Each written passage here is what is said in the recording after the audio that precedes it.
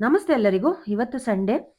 ಈಗ ರೆಡಿ ಆಗ್ತಾ ಇದ್ದೀನಿ. ಆಕ್ಚುಲಿ ನನ್ನ ಫ್ರೆಂಡ್ ಮನೇಲಿ ಇವತ್ತು ಒಂದು ಫಂಕ್ಷನ್ ಇದೆ. ದೇವ್ರು ಕರೆಸಿದ್ದಾರೆ ಅವ್ರ ಮನೆಗೆ. ಸೊ, ಹಾಗಾಗಿ ಹೋಗ್ತಾ ಇದೀವಿ.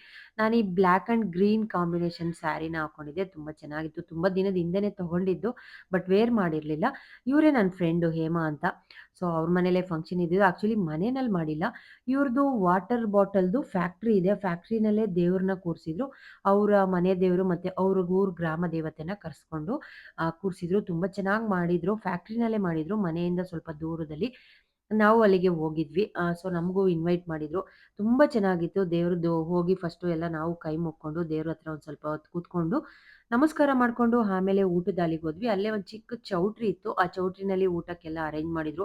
ಬಟ್ ಸಿಕ್ಕಾಪಟ್ಟೆ ಜನ. ನಾನ್ ವೆಜ್ ಫಂಕ್ಷನ್ ಅಂದ್ರೆ ಊಟಕ್ಕೆ ಇದ್ದೇ ಇರ್ತಾರಲ್ವಾ. ಸೊ ಹಾಗಾಗಿ ತುಂಬಾ ಜನ ಇದ್ರು. ನಾವುನು ಊಟ ಎಲ್ಲ ಮುಗಿಸ್ಕೊಂಡು ಅಲ್ಲೇನೆ ಬೀಡ ಕೊಡ್ತಾ ಇದ್ರು. ಬೀಡ ಹಾಕೊಂಡು ಮನೆಗೆ ಬಂದ್ವಿ.